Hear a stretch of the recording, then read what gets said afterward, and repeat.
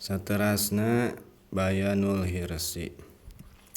Ari ieu eta buat meretelakeun tandur.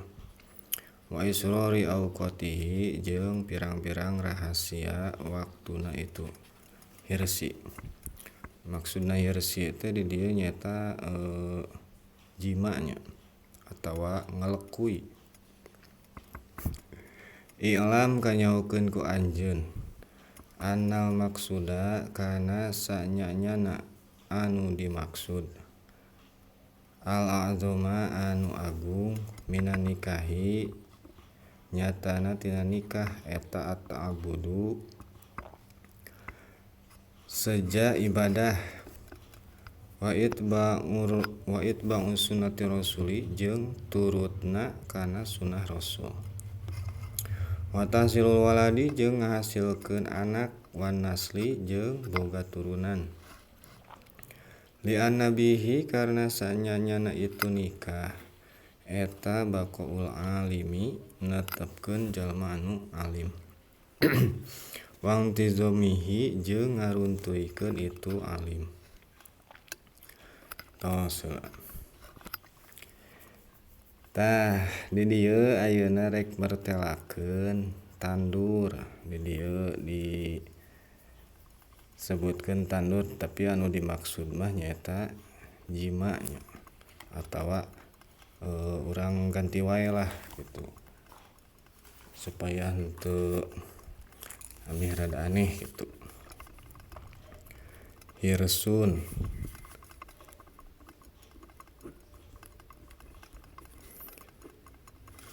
Hirsun nyaeta maksudna jima. Apal meureun hartina jima nya.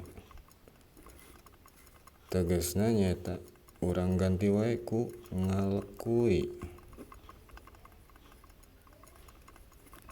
Tah gitu. Jadi jima teh ngalekui, hirsun teh jima, jima teh urang ganti wae ngalekui gitu.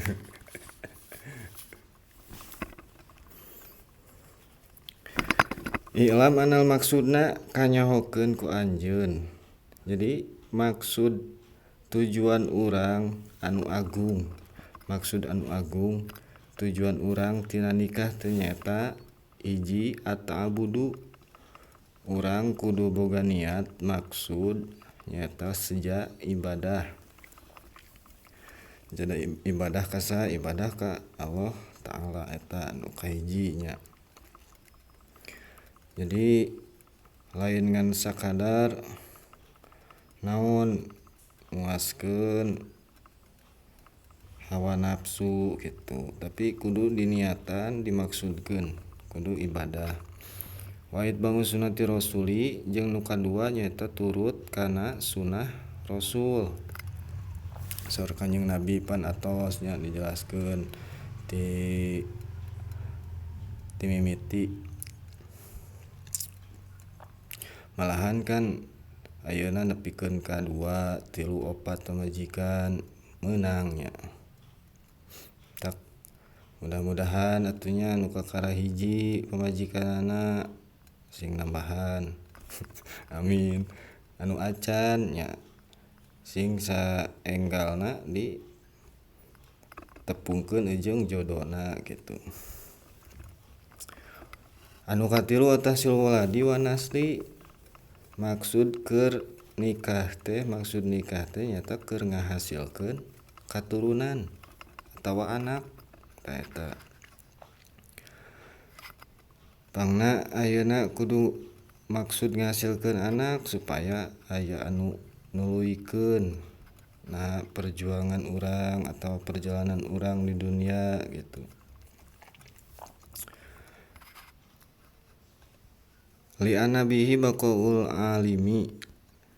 Tah karena itu nikah teh keur naon nyaeta keur netepkeun jalma anu alim anu berilmu, khususna anu berilmu dina agama gitu. Wantidomihi jeung ngaruntuykeun itu si alim. Tah eta pangna ayeuna ayeuna urang kudu nikah. Wa bitarkihi jeung ku tinggalna itu nikah teh wa imalihi jeung ngantepna kana itu nikah fi robihi mangka ruksak itu si alim wa dirosihi jeung pendidikanna itu si alim.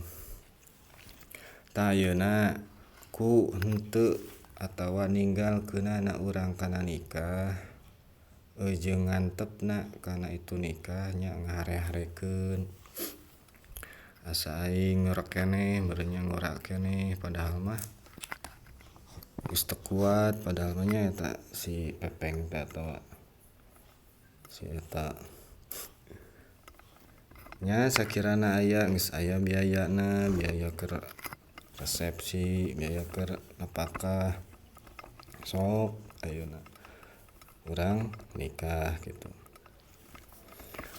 Ta mangka bakal ruksak ayeuna si alim nya otomatis ngeureunnan urang teu nikah teh ayeuna moal aya katurunan. Sok sanajan ayeuna nu nikah wae pan aya nu diuji ku teu boga turunan gitu. Hese wae boga turunan gitu.